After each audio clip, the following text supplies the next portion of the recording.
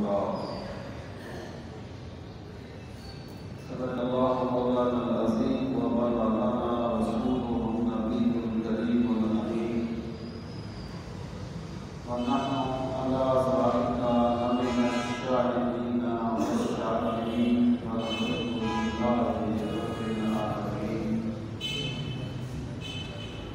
رب اشرح لي صدري ويسر لي أمري واحلل عقدة من لساني يفقهوا قولي.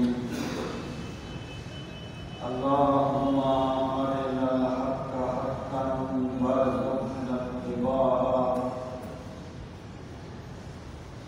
وأرنا الباطل باطلا وارزقنا اجتنابه. اللهم أرنا الأشياء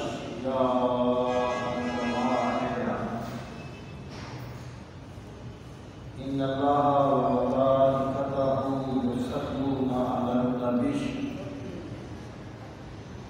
يا أيها الذين آمنوا صلوا عليه وسلموا تسليما. اللهم صل وسلم على سيدنا ومولانا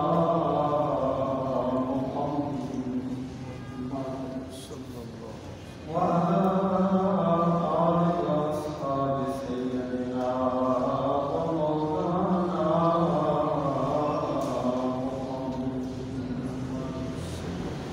وبارك وسلم وصل عليه. الصلاة والسلام عليك يا رسول الله وعلى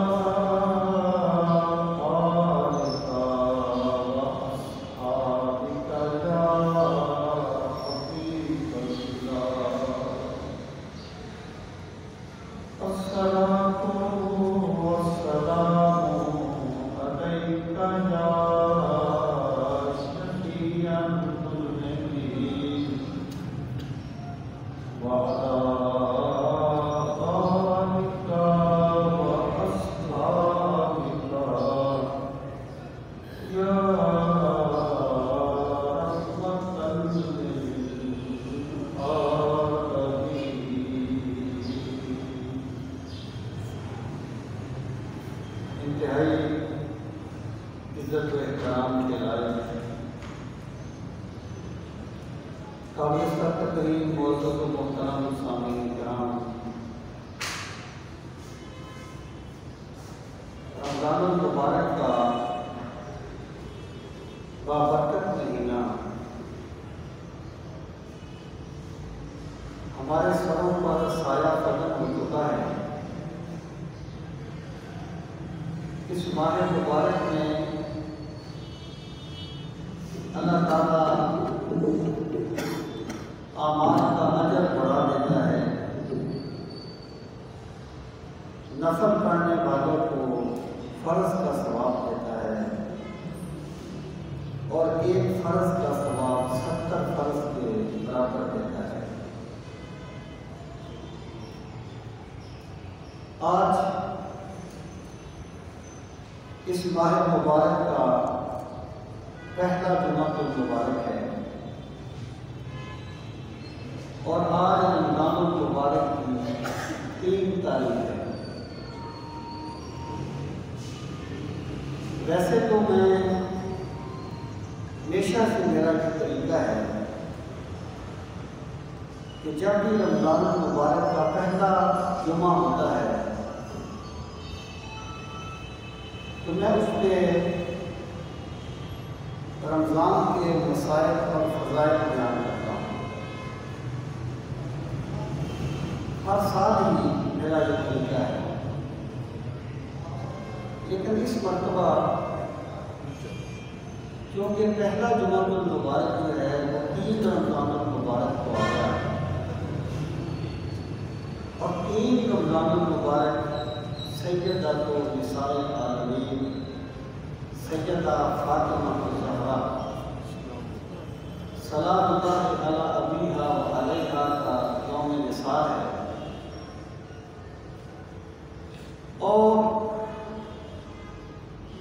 سیدہ فاطمہ الزہرا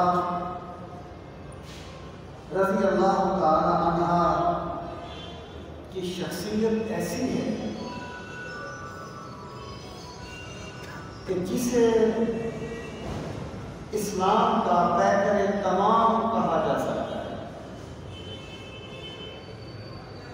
اس لیے میں یہ چاہتا ہوں کہ آج میں جو گزارشات کروں وہ سیدہ فاطمہ الزہرا رضی اللہ تعالی عنہا کی حیات مبارکہ اور آپ کی سیرت طیبہ کے بارے میں،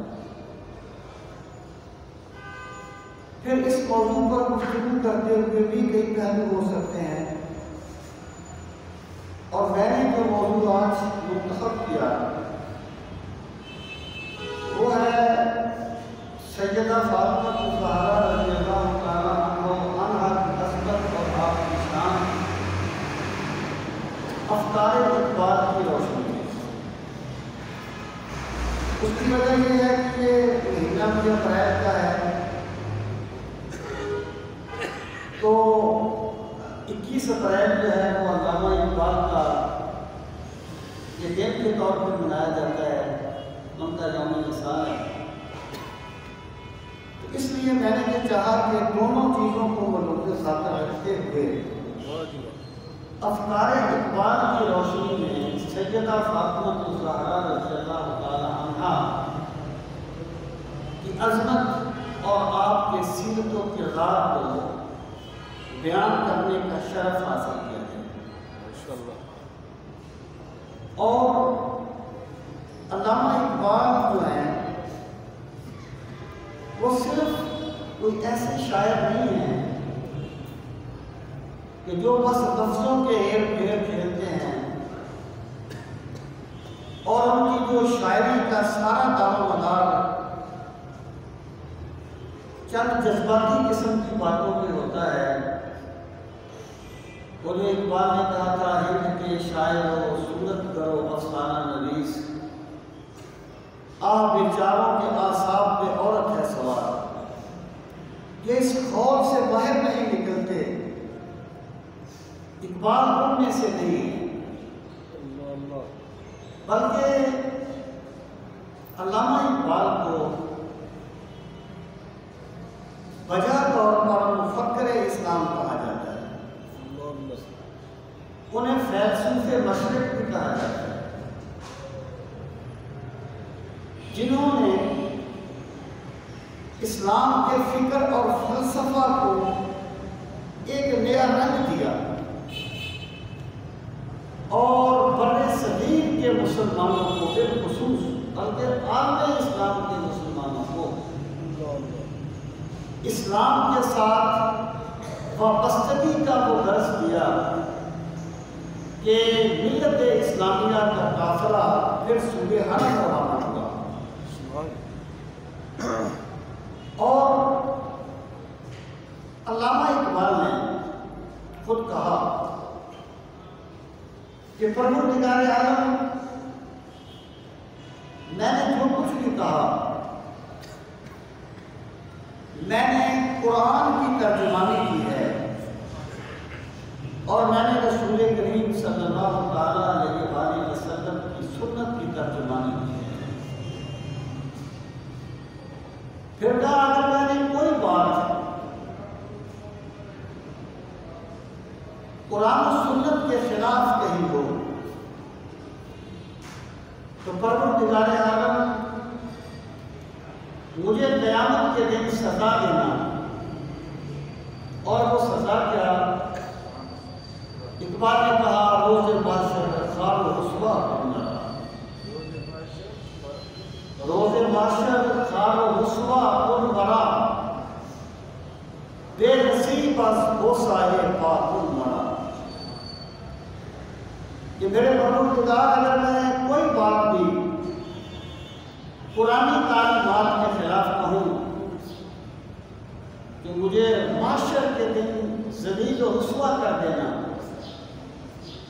اور بے نصیب از بوسائے پاک مرا، اور مجھے وہ سزا دینا کہ مجھے رسول کریم صلی صلی اللہ تعالیٰ علیہ وآلہ وسلم کے قدم مبارک کے بوسے سے محروم کر دینا۔ آپ اندازہ کیجئے، یہ بات کوئی بندہ نہیں کہہ سکتا۔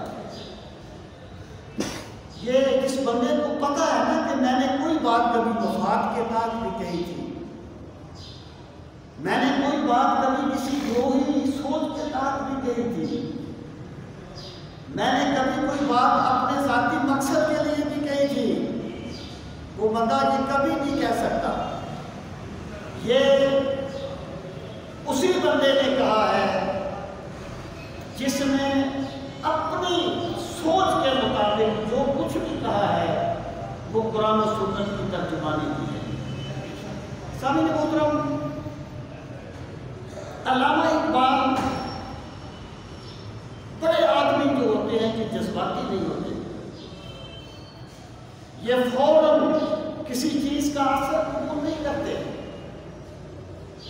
آپ نے دیکھا ہوگا کہ عوام کے رویے کیا ہوتے ہیں اور اسی لوگوں کے بڑے لوگوں کے رویے کیا ہوتے ہیں، کیونکہ عوام جلدی اثر قبول کرتی ہے۔ جتنا پڑھا لکھا بندہ ہوتا ہے وہ اتنی جلدی کسی سے متاثر نہیں ہوتا۔ علامہ اقبال کو آپ دیکھیں، وہ جب توحید کو بیان کرتے ہیں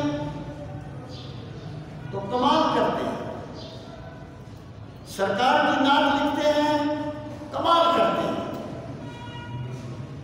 اہل صحابہ کرام کا ذکر کرتے ہیں کمال کرتے ہیں، شان ابو بکر کو بیان کرتے ہیں کمال کرتے ہیں، اور اہل بیت کی شان بیان کرتے ہیں کمال کرتے ہیں، سیدہ فاطمہ الزہرا کی شان بیان کرتے ہیں کمال کرتے ہیں۔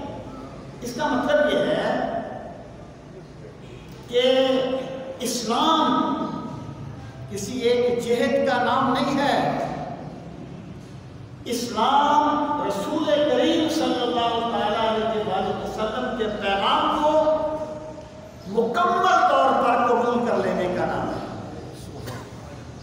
علامہ اقبال نے سیدہ فاطمہ الزہرا رضی اللہ تعالیٰ عنہا کے فضائل بیان کیے، آپ کی سیرت کو، آپ کی عظمت کو بیان کیا اور ایک خاص ترتیب رکھی۔ دیکھیں، جو عظمت ہوتی ہے یا فضیلت ہوتی ہے اس کی بنیادی طور پر دو قسمیں ہیں۔ ایک تو کہتے ہیں فضیلت وہبی یا فضائل وہبیہ، اور دوسرے ہوتے ہیں فضائل کسبیہ۔ فضائل وہبیہ ان فضائل کو کہا جاتا ہے جو کسی بندے کو ملتے ہیں لیکن اس میں اس بندے کی محنت کا دخل نہیں ہوتا،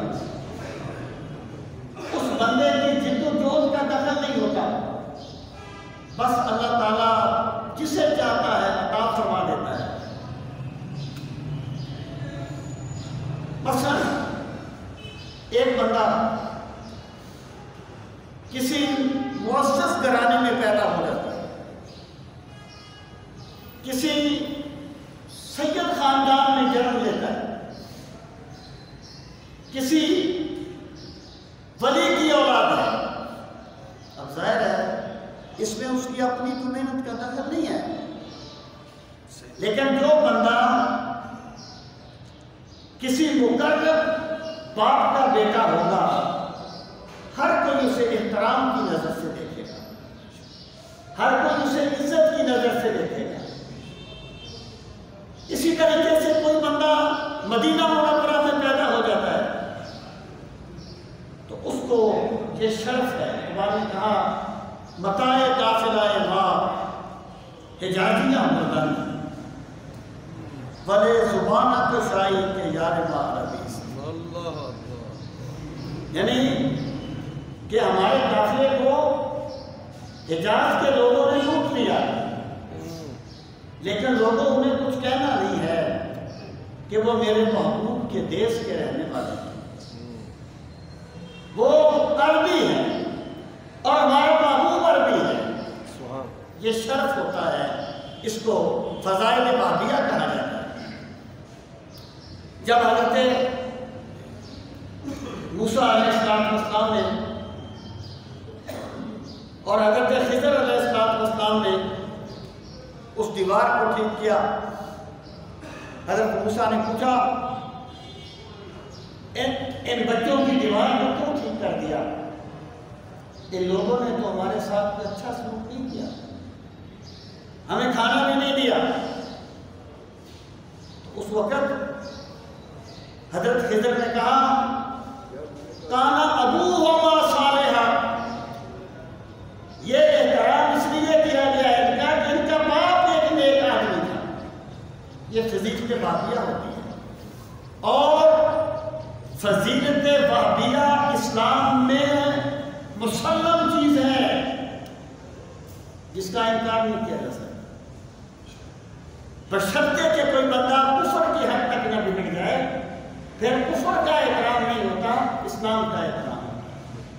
ایک بات، اور دوسری ہوتی ہے فضیلت کسبی یا فضائل کسبیہ، وہ جو ایک بندہ محنت کرتا ہے، جد و جہد کرتا ہے اور وہ کوئی مقام پاتا ہے۔ ایک بندہ کسی سادات گھر میں پیدا ہوا، ایک شرف ہے، اور پھر اس نے قرآن مجید کو حفظ کر لیا، قرآن کا قاری بن گیا، تو یہ بھی شرف ہے۔ گھر میں پیدا ہونا فضیلت وہابی ہے، اور حافظ بننے کا شرف حاصل کرنا یہ فضیلت کسبی ہے۔ اللہ تعالیٰ نے سیدہ فاطمہ الزہرا رضی اللہ تعالی عنہا کو فضیلت وہابیہ اور فضیلت کسبیہ کا پیکر تمام بنا دیا۔ سبحان اللہ، سبحان اللہ۔ خدا جانتا ہے ان احباب کا مقام اور مرتبہ جھوٹی روایتیں گھڑنے کا محتاج نہیں ہے۔ جھوٹی روایتیں اس کے بارے میں گھڑو جس کی شان نہ ہو۔ میرے رب نے میرے نبی کے گھرانے کو وہ عزتیں عطا فرما دی ہیں جن کا قیامت تک کوئی تذکرہ کر ہی نہیں سکتا، جن کا شمار کوئی کر ہی نہیں سکتا۔ سامعین محترم، اور میں یہ بات تو کہتا رہتا ہوں کہ کسی انسان کا کمال یہ نہیں ہے کہ آپ اسے یہ ثابت کریں کہ وہ انسان نہیں تھا، کوئی فرشتہ تھا۔ یہ شخصیت کا کمال نہیں ہوتا۔ کسی شخصیت کو طلسماتی رنگ دے دینا کمال نہیں ہے۔ کسی انسان کو فرشتہ ثابت کرنے کی کوشش کرنا، اس کی عظمت کو بیان کرنا نہیں ہے۔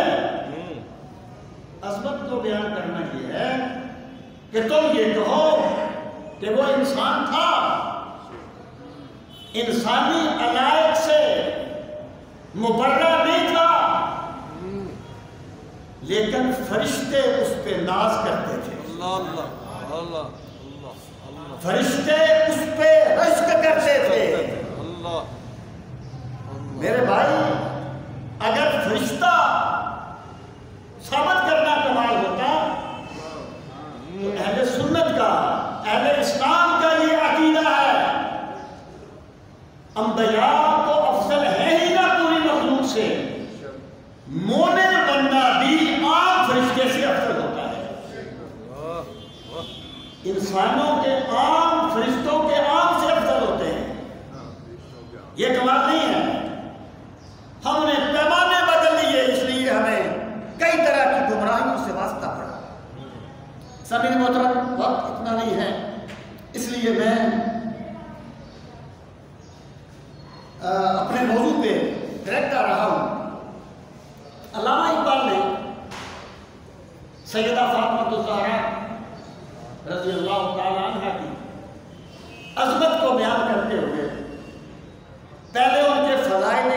تسبیہ کو بیان فرمایا. واہ جی واہ. اور یہ اہل سنت ہیں جو فضائل تسبیہ کو بھی مانتے ہیں، فضائل بابیہ کو بھی مانتے ہیں. واہ جی واہ. کچھ لوگوں نے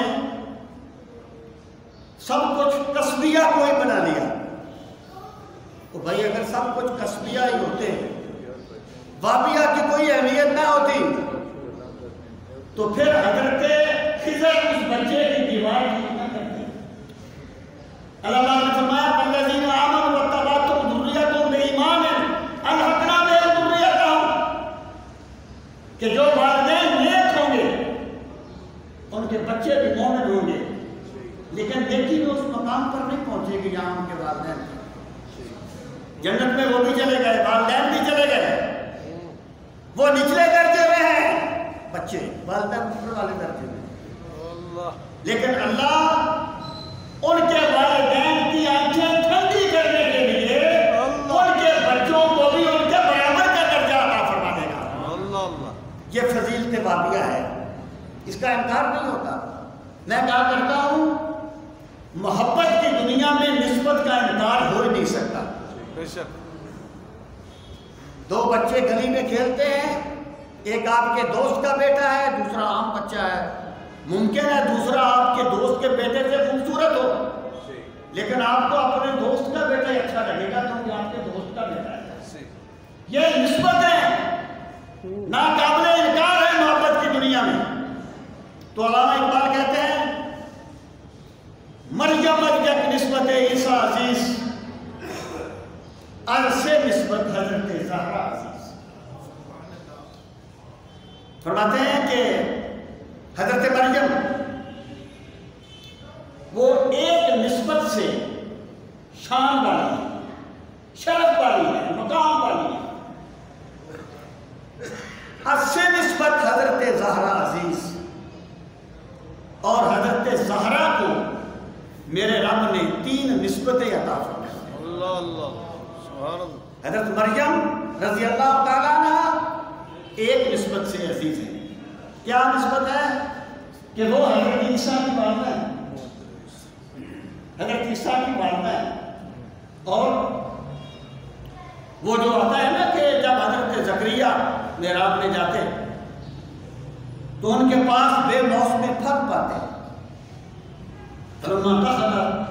جب حضرت زکریا ان پر جاتے، ان کے پاس جاتے تو وجد عندہ ان کے پاس پھل ملتے انہیں، وجد عندہ رزقا، بے موسم پھل آتے. وہ پوچھتے یہ بے موسم پھل کہاں سے آئے؟ فرماتی یہ میرے رب نے مجھے عطا فرمایا. اور ماں کہتے ہیں کہ یہ جو حضرت مریم کا شرف تھا نا، یہ حضرت عیسیٰ کا ارحاس تھا. ارحاس کہتے ہیں پیغمبر کی شان کا وہ پہلو جو پیغمبر کے ظہور سے پہلے اس کا ظہور ہوتا ہے. تو حضرت مریم کو یہ شان ملی کیونکہ وہ حضرت عیسیٰ کی والدہ ہے. اقبال کہتے ہیں حضرت مریم کو ایک نسبت ملی، حضرت عیسیٰ حضرت فاطمہ سیدہ فاطمہ کو 3 نسبتیں ملی. پہلی نسبت کیا؟ نور چشم رحمت للعالمین، امام اولین و آخرین، کہ سیدہ زہرا کی یہ شان ہے کہ وہ رحمت للعالمین صلی اللہ علیہ وسلم کی آنکھ کا نور ہے، نور چشم رحمت. سبحان اللہ. یہ بیٹے کو کہا جاتا ہے نا نور چشم، آنکھ کا نور. ایکچولی یہ محبت کا ایک استعارہ ہے. جب حضرت یوسف حضرت یعقوب سے اوجل ہوئے تو شفقت پدری کے سبب گریہ زاری سے ان کی آنکھوں کی بینائی متاثر ہو گئی. اس لیے کہا گیا کہ بیٹا آنکھ کا نور ہوتا ہے اور آنکھ کی نور ہوتی ہے، نور چشم رحمت للعالمین. اور یاد رکھنا محاورے کو محاورہ رکھتے ہیں، محاورے کا پوسٹ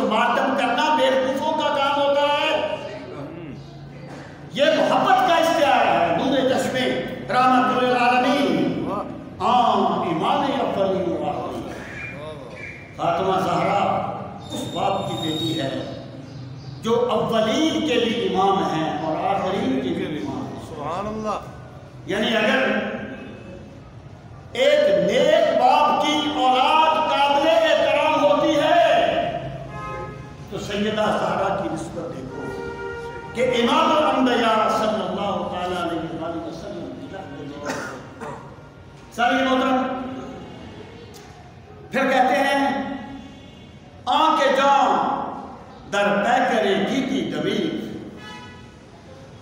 روزگار تازہ آئی آفری. یعنی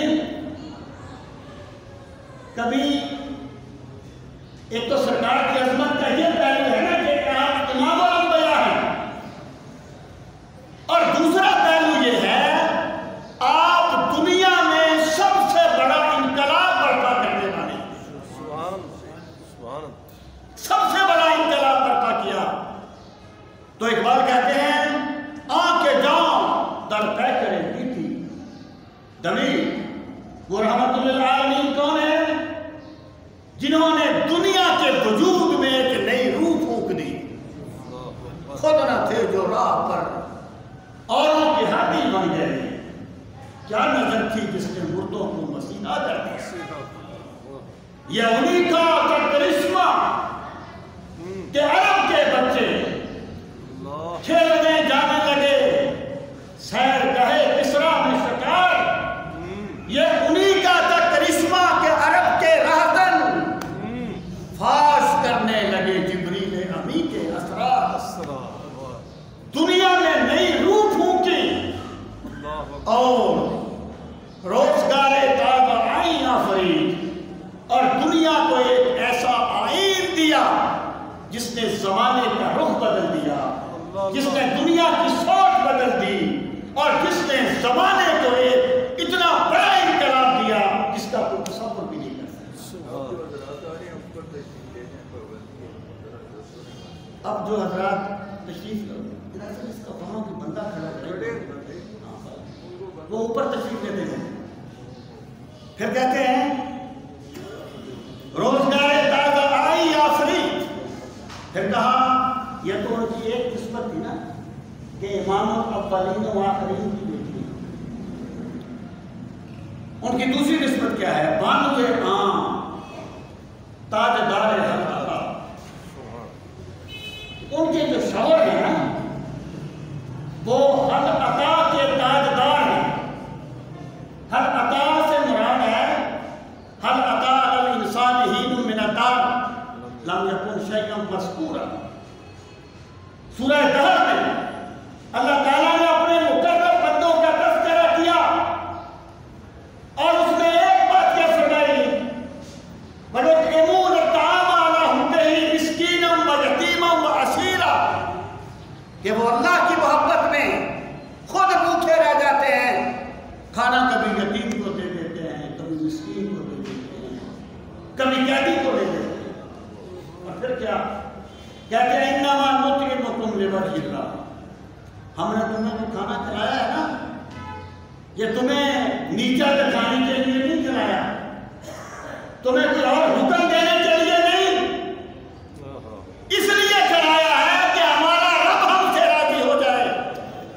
لا نريد منکم جزاء ولا شکورا. ہم تم سے اس کا بھی بدلہ نہیں چاہتے ولا شکورا, اور ہمیں تھینک یو بھی نہ کہنا, ہمیں شکریہ کے الفاظ نہ بولنا, ہمارا اجر کم نہ ہو جائے. تو اقبال کا مطلب یہ ہے کہ وہ جو اخلاص اور للہیت کا قافلہ ہے سیدہ زہرا کے شور نامدار اس قافلے کے سپاہ سالار بانوے عام تاجدار حق عطا مرتضی مشکل کشا شیر خدا. وہ مرتضی ہیں, اللہ ان سے راضی ہے. مشکل کشا ہیں, اللہ ان کے صدقے میں مشکلیں آسان کر دیتا ہے. شیر خدا ہے, اللہ کے نبی نے انہیں اللہ کا شیر کہا ہے. بادشاہو کل باؤ ایوانی ہوں یک حسامو یک زرا سامانی ہوں. کہ وہ کیسے ہیں کہ بادشاہ ہیں لیکن ان کا جو محل ہے نا وہ ایک چھوٹا سا کمرہ ہے جسے خدا عظمت دیتا ہے، وہ مادی تکلفات کا محتاج نہیں رہتا۔ جسے خدا عظمت دے وہ جہاں بھی ہو عظیم ہوتا ہے۔ سبحان اللہ۔ صدر ہر جانشین صدر معزز بندہ یہاں بھی بیٹھ جائے تو معزز ہی ہوتا ہے۔ یہ تکلفات احساس کمتری کا نتیجہ ہے۔ اقبال کہتے ہیں بادشاہ ہیں لیکن ان کا کمرہ، ان کا محل ایک چھوٹا سا کمرہ ہے۔ یک احسان و یک زرا سامان، ان کا سارا سامان ایک تلوار اور ایک زرہ پر مشتمل ہے۔ یعنی سیدہ زہرا اس علی المرتضیٰ کی بیوی ہیں کہ جن کے فقر کا یہ عالم ہے اللہ اللہ کہ خلیفہ وقت ہیں لیکن کوئی اپنے لیے محل نہیں بنائے۔ ان کا سامان ایک زرہ اور ایک تلوار پر مشتمل ہے۔ مادر عام مرکز پرکار عشق،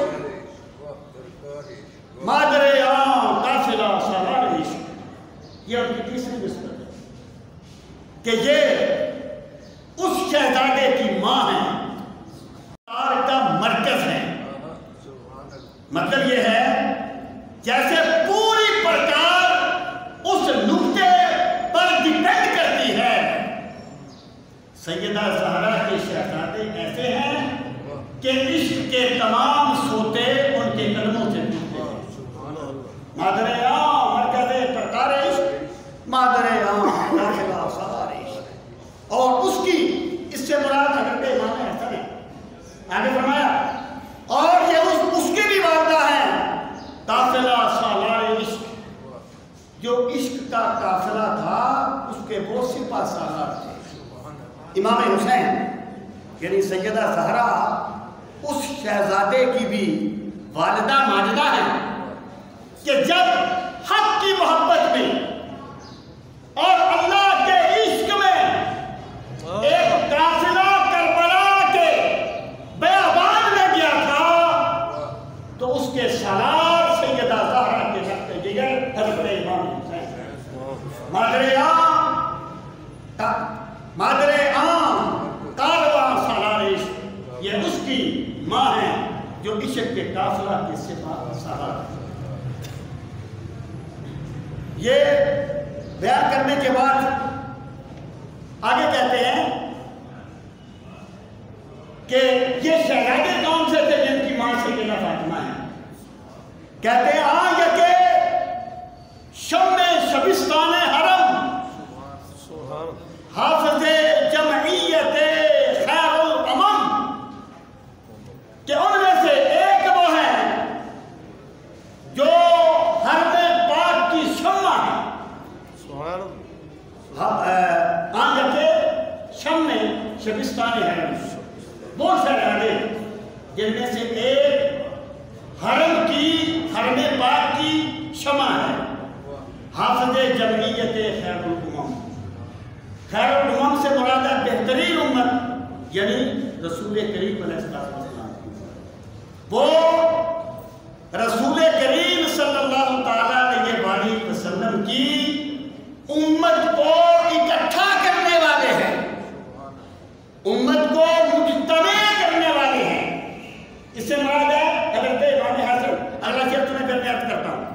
کہتے ہیں اقبال کہتے ہیں تا نشینت آتش پیکاروں کی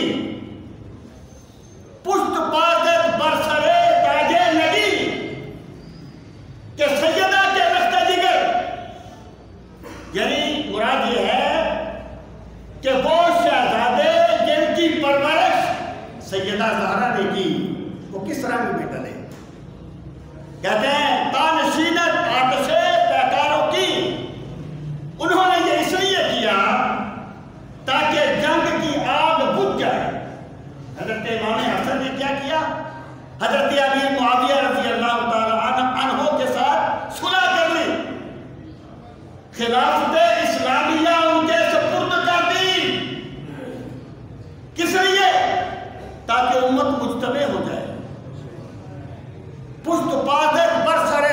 لگی. وہ اتنے عظیم ہیں حضرت امام حسن کہ انہوں نے امت کا شیرازہ اکٹھا کرنے کے لیے تاج و تخت کو قربان کر دیا, تاج و تخت کو چھوڑ دیا. اور پھر اقبال کہتے ہیں وہاں دیگر مولائے ابرار جہاں, یہ حضرت امام حسن ہے, یہاں پہ امام حسین کا تذکرہ ہے. کہتے ہیں وہاں دیگر مولائے ابرار جہاں قوت بازو احرار جہاں, کہ ان کے جو دوسرے صاحبزادے ہیں نا, ان کی شان یہ ہے کہ وہ دنیا بھر کے نیکوں کے سردار ہیں. وہاں دیگر مولائے ابرار جہاں, وہ دنیا بھر کے نیکوں کے سردار ہیں. اس سے یہ مطلب نہیں ہے کہ اقبال کہتے ہیں حضرت امام حسین جو ہے وہ استغفر اللہ بیان سے اکثر تھے, نہیں. بات کو سمجھنا چاہیے. مراد یہ ہے کہ جب حضرت امام حسین نے یہ بات کی, جب حضرت امام حسین نے یہ عظیم کام کیا, اس وقت پوری دنیا میں کوئی حسین کا ہم پنڈا نہیں تھا. وہاں دیگر مولا ابرار جہاں قوت بازو احرار جہاں, وہ ہے کہ جب بھی دنیا میں کوئی آزادی کی تحریک اٹھے گی تو ان کی تحریک میں جان امام حسین کے مشن سے آئے گی. امام حسین کی یاد ان کو تقویت دے گی. گویا اقبال نے دونوں شہزادوں کی منفرد شان بیان کر دی کہ جن شہزادوں کو سیدہ زہرا نے پالا وہ کیسے تھے کہ جب انہوں نے دیکھا کہ امت کے اجتماع کے لیے اگر میں خلافت چھوڑ دوں اس میں کوئی شرعی قباحت نہیں ہے, انہوں نے اسے حیا کا مسئلہ نہیں بنایا. انہوں نے چھوڑ دی خلافت, حضرت امیر معاویہ کے سپرد کر دی ملت اسلامیہ کے خلاف. اور جب حضرت امام حسین کی باری آئی تو مقابلے میں یزید تھا, انہوں نے یزید کے ساتھ کوئی سمجھوتا نہیں کیا. مطلب یہ ہے کہ سیدہ زہرا نے جن شہزادوں کو پالا وہ کبھی حق کے لیے اپنی انا کو آگے نہیں آنے دیتے, اور حق کے لیے اگر ڈٹنا پڑے تو اتنا ڈٹ جاتے ہیں کہ پورا کنبہ شہید کروا دیتے ہیں, لیکن ایک قدم بھی پیچھے نہیں ہٹتے.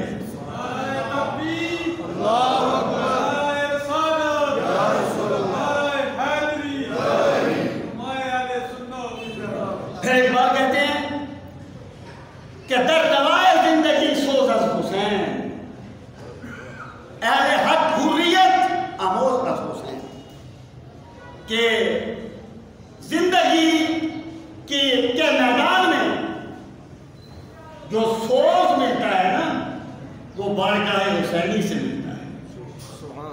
زندگی میں سوز حسین سے ملتا ہے. اہل حق حریت آموز از حسین, اور اہل حق نے آزادی کا سبق حسین سے سیکھا ہے. اہل حق نے آزادی کا سبق حسین سے سیکھا ہے. یہ دونوں شہزادوں کی شان بیان کرنے کے بعد آگے کہتے ہیں سیرت فرزندہ از امہات, کہ بیٹوں کی سیرت ماں کی تربیت سے بنتی ہے. سیرت فرزندہ از امہات, ماں جیسی تربیت کرتی ہے بیٹے اسی رنگ میں ڈھلتے ہیں.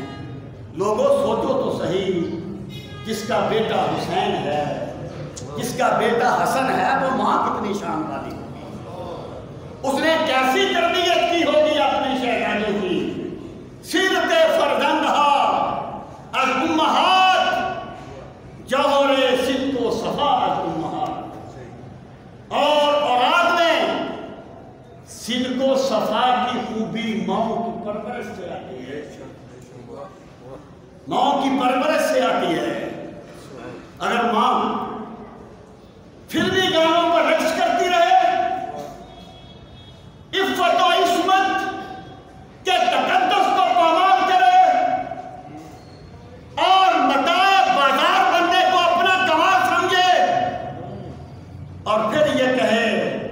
کہ میری گود میں کوئی بایزید کھیلے، کوئی جنید بغدادی کھیلے تو یہ نہیں ہو سکتا۔ اولاد میں صدق و صفا ماؤں کی تربیت سے آتا ہے۔ میرے بھائی،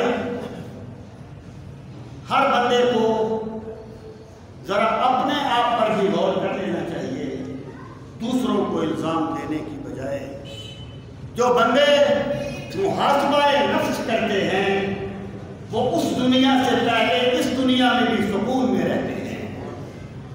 تو اقبال نے کہا جوہر صدق و صفا از امہات، صدق و صفا کا جوہر جو ہے وہ ماؤں سے آتا ہے۔ اب یہ بھی گویا کہ فضائل کسبیہ تھے، اب فضائل کسبیہ کو مزید بیان کرتے ہیں کہ سیدہ زہرا کیا تھی۔ مزرعہ تسلیم را حاصل بطول، مزرعہ تسلیم را حاصل بطول۔ اصل میں نا زبان کی چاشنی زبان میں ہوتی ہے، ترجمے میں نہیں۔ مزرعہ تسلیم را حاصل بطول، یعنی اللہ کے تسلیم و رضا کی جو کھیتی ہے اس کی جو فصل ہے وہ سیدہ زہرا ہے۔ اللہ تعالیٰ کی تسلیم و رضا کی جو کھیتی ہے نا، اس کا جو پھل ہے وہ سیدہ زہرا ہے۔ اور پھر کہتے ہیں مادرا را اسوائے کامل بطول۔ اللہ تعالیٰ دیکھیں رسول کریم صلی اللہ تعالیٰ علیہ وآلہ وسلم کی 4 سالگرہ ہیں اور ہر ایک کی اپنی شان ہے، لیکن سیدہ سیدہ ہی ہے۔ ان 4 صاحبزادیوں میں کسی کو سرکار نے سیدہ تو نساء العالمین نہیں کہا۔ اس کی وجہ کیا؟ یہ خدائی عطا ہے سیدہ زہرا پر۔ باقیوں کی شان بھی سبحان اللہ الحمدللہ بیان نہیں ہو سکتی، لیکن جو سیدہ کی شان ہے وہ سیدہ کی شان ہے۔ اور سامعین محترم، میں یہاں پہ یہ بات بھی عرض کروں کہ سیدہ زہرا رضی اللہ تعالیٰ عنہا کا اللہ تعالیٰ نے ایسا ایک سسٹم بنایا کہ رسول کریم علیہ السلام سے نبوت کے اعلان کے بعد سب سے زیادہ استفادہ کرنے کا موقع سیدہ زہرا کو ملا، کیونکہ ان کی زندگی باقی صاحبزادیوں کی نسبت سب سے زیادہ طویل ہوئی، اور جب سرکار کے وصال کے بعد آپ کا وصال ہوا۔ تو اقبال کہتے ہیں مزرعہ تسلیم را حاصل بطول، مادرا را اسوائے کامل۔ ملت اسلامیہ کی جو مائیں ہیں نا، ان کا آئیڈیل سیدہ زہرا ہے۔ سبحان اللہ کی قسم، اگر سیدہ زہرا کے آئیڈیل ہونے کو چھوڑ دیا جائے گا تو پھر کوئی بے حیائی اور فحاشی کو نہیں روک سکے گا۔ بار محتاج دلش آگونا سوخت، با یہودی چادر خدرہ فروخت۔ اب اقبال کہتے ہیں کہ سیدہ زہرا کی سخاوت کا یہ عالم ہے کہ ایک ضرورت مند کی ضرورت پوری کرنے کے لیے، ایک محتاج کی مشکل پوری کرنے کے لیے ان کے دل میں اتنی نرمی آئی کہ انہوں نے اپنی چادر ایک یہودی کے پاس گروی رکھ دی، اس سے غلہ لے لیا، لیکن در پہ آنے والے کو خالی واپس نہیں کیا۔ یہ بڑا مشہور واقعہ ہے، اس کا وقت نہیں ہے۔ میں یہاں پہ صرف یہ عرض کرنا چاہتا ہوں کہ یہ جو اقبال نے یہاں کہا، یہ واقعہ بڑا مشہور ہے، ہماری اردو کتابوں میں ملتا ہے، سیدہ پاک کی پر اردو کتابیں جو ہیں ان میں ملتا ہے، لیکن بڑی تلاش کے باوجود مجھے کسی امہات الکتب میں یہ واقعہ نہیں ملا۔ میں یہ نہیں کہتا کہ نہیں ہے، میں کہتا ہوں مجھے نہیں ملا۔ اس لیے کہتا ہوں کہ اگر کسی کے علم میں ہو، یہ میڈیا کا دور ہے، باہر بھی اس کو سنا جاتا ہے، اگر کسی کے علم میں ہو تو مجھے ضرور بتانا، میں اس کا ممنون رہوں گا۔ میں نے اپنی کتاب میں درج اس لیے کر دیا اس کو کہ جسے اقبال بیان کرتا ہے کوئی اس کی اصل ہوگی۔ کیا بات ہے، واجب، جسے اقبال نے بیان کر دیا کوئی اس کی اثر ہوگی۔ ایک حدیث و دب میں بھی یہ ملتا ہے، میں نے اس کا بھی حوالہ یہاں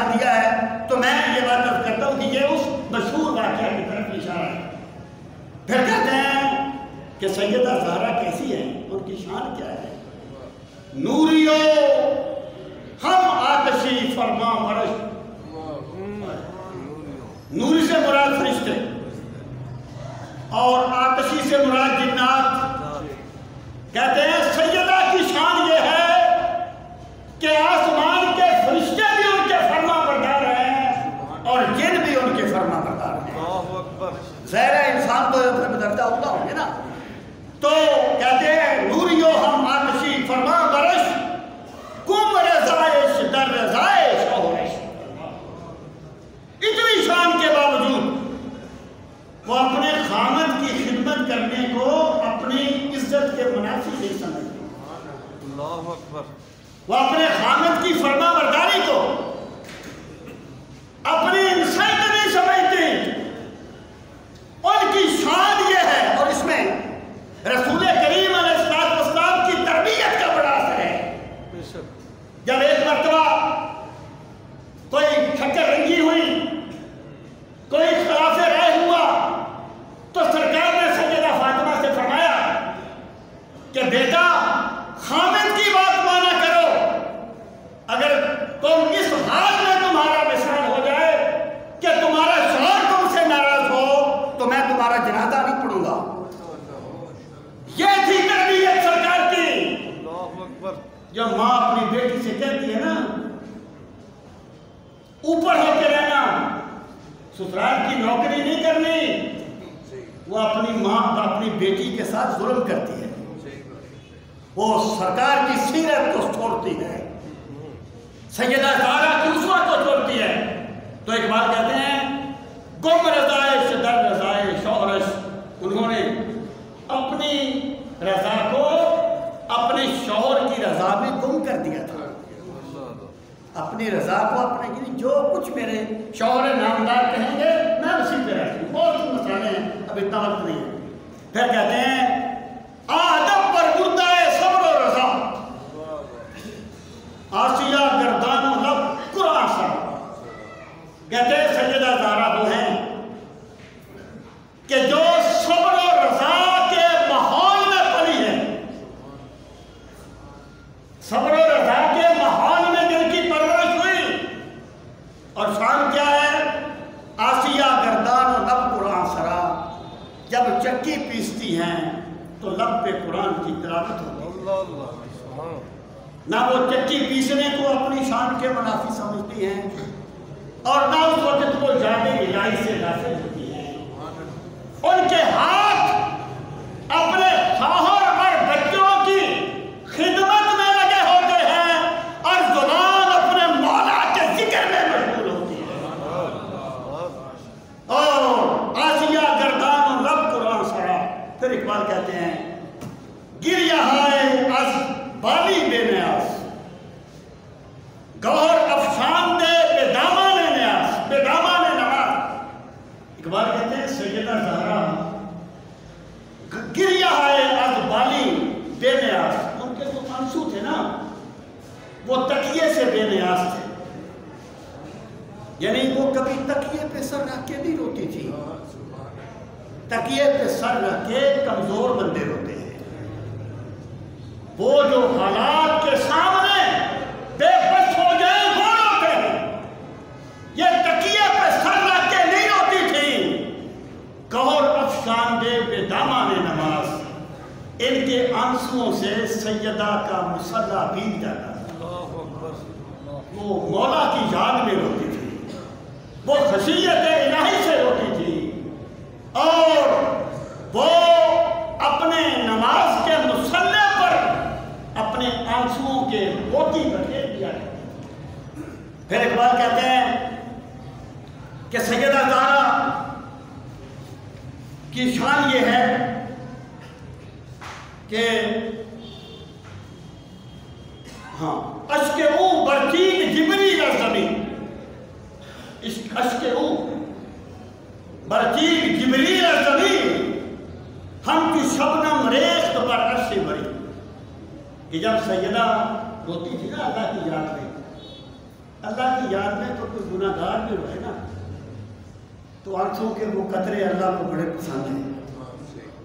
اقبال نے کہا تھا نا کہ موتی سمجھ کے شان کریمی نے چن لیے، موتی سمجھ کے شان کریمی نے چن لیے، قطرے گرے تھے جو میرے عرقے انفعال کے، جب میں شرمندہ ہو کے رویا تو قدرت میرے آنسوؤں کو موتی سمجھ کے چنتی رہی۔ یہ گناہگار کے آنسو ہیں تو سیدہ کے آنسو کیا ہوں گے؟ اقبال کہتے ہیں اشک اوپر تھی جبریل از زمین، کہ جبریل آ کے سیدہ کے آنسو اٹھا لیتے تھے۔ ہم کی شبنم ریخت بر عرش بری، جیسے گھاس پر شبنم پڑتی ہے تو جبریل سیدہ کے آنسو اللہ کے عرش پہ بکھیر دیا کرتے ہیں۔ پھر کہتے ہیں رشتہ آئین حق زنجیر پاس، سیدہ آپ کی شان اتنی بلند ہے کہ رشتہ آئین حق زنجیر پاس، کہ شریعت کا رشتہ، شریعت کا حکم میرے پاؤں کی زنجیر ہے، مجھے روکتی ہے پاس فرمانے جناب مصطفیٰ، اور مجھے رسول کریم صلی اللہ تعالیٰ علیہ وآلہ وسلم کے فرمان کا لحاظ ہے، اس کی پاسداری ہے، ورنہ کیا ہوتا؟ ورنہ گردے قربتش گردی سیدہ پاک، ورنہ میں آپ کی قبر انور کے ارد گرد طواف کرتا، ورنہ گردے قربتش گردید میں سجدہ ہا بر خاک او پاشید میں، سیدہ زہرا میں اپنے سجدے تمہاری مرکز منور پہ نچھاور کر دیتا، میں تمہاری مرکز منور کا طواف کرتا۔ یہ کام میں اس لیے نہیں کرتا کہ مجھے شریعت نے روکا ہے، مجھے رسول کریم علیہ السلام نے ان چیزوں سے منع کیا ہے۔ اور وقت ختم ہو گیا، ایک اور ربائی ہے، یہ ارمغانی حجاز کی ہے، میں ختم کر رہا ہوں۔ کہتے ہیں اگر بندے کے درویش پذیری، اے مسلمان، اے ملت اسلامیہ کی ماں بہن، اگر تو اس درویش کی ایک نصیحت مان لے، اگر بندے سے درویش پذیری، ہزار امت پر میرت تو نہ میری، ہزار قومیں مر جائیں گی تو نہیں مرے گی۔ وہ کیا ہے؟ بطول باش بپنہا شوہدی، بطول جیسی باحیا بن جا، بطول جیسی شرم و حیا کا پیکر بن جا، کہ در آغوش شبیر بگیری، شاید اللہ تیری گود میں بھی تیرے زمانے کا حسین پیدا کر دے۔ سامعین محترم، یہ سیدہ پاک کی سیرت ہے، یہ آپ کی عظمت کے کچھ پہلو ہیں۔ اللہ تعالیٰ ہم سب کو دین کا فہم صحیح نصیب فرمائے، جن حضرات نے سنتیں ادا کرنی ہیں وہ سنتیں ادا کر لیں، بعد میں مسجد کے لیے